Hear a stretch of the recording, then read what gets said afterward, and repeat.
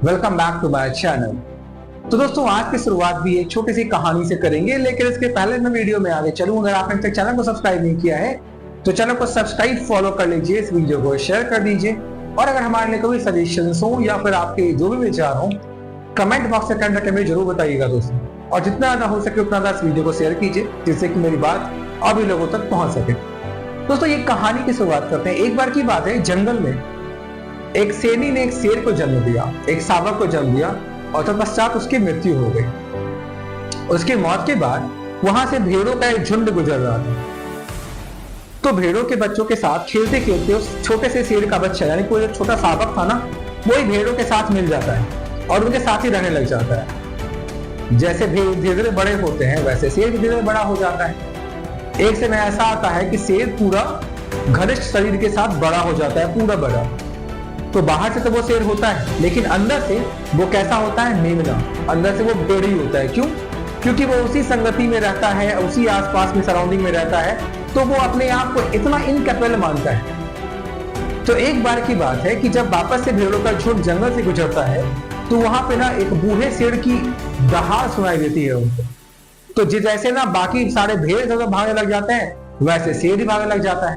उसको लगता है कि अब तो वो भी मर जाएगा।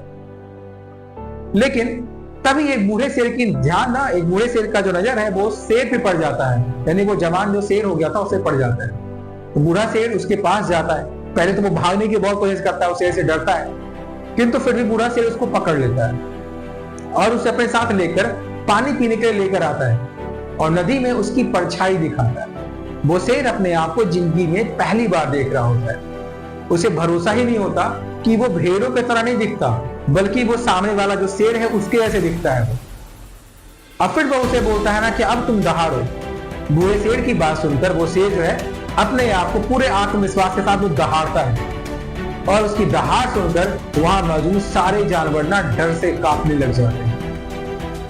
तो इस कहानी से हम क्या सीख सकते हैं? इस कहानी से हम लोग क्या सीख सकते हैं, सोचा कभी? इस कहानी से भी सीख सकते हैं ना कि हमारे अंदर भी बहुत सारी पोटेंशियल बढ़ी हुई है। हमारे अंदर भी ना बहुत सारी हिम्मत बढ़ी है, बहुत सारी पोटेंशियल हो सकती है हमारे अंदर हो, लेकिन हमारा सराउंडिंग, हमारा एनवायरनमेंट, हमारे ना जो आसपास के लोग हैं उन्होंने हमें ये बता रखा है कि तुम अभी इनकैपेबल हो या किसी रीजन से ना हम उसको एक्सप्लोर नहीं कर पाए। तो अपने आप को पहचानिए, अपने कैपेसिटी को पहचानिए, अपने आप को एक्सप्लोर कीजिए। हो सकता है ना कि आपके पास वो क्षमता है जो किसी के पास नहीं है, लेकिन इसकी खोज कौन करेगा? ये तो आप ही करेंगे ना। अब कोई और तो आके बताएगा नहीं कि तुम्हारे भीतर, तुम्हारी अंदर तुम्हारी कैपेसिटी क्या कुछ है, या तुम्हारे ना क्या कुछ तुम्हारे भीतर ऐसी कैपेसिटी जो तुम कर सकते हो, या तुम्हारे अंदर क्या क्या गुण है। ये तो आप ही जज करेंगे ना कि आपके अंदर ऐसी क्या एक्स्ट्राऑर्डिनरी कैपेसिटीज है जिसको कि आप बाहर निकाल सकते हो।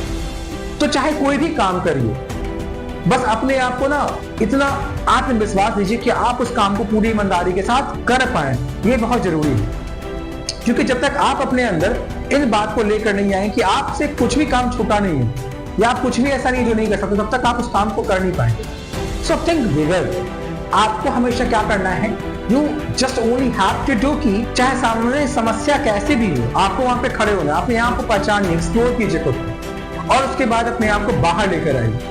जब तक आप ये काम नहीं कर पाएंगे तब तक सफल होने का राह काफी मुश्किल होगा। तो दोस्तों मैं तो बस आपसे यही कह सकता हूं कि इस कहानी से जो सीख मुझे और आपको मिलती है वो यही कि अपने आप को एक्सप्लोर करना जरूरी है। अपने अंदर छिपी हुई जो क्वालिटीज है उसको बाहर लाना बहुत जरूरी है।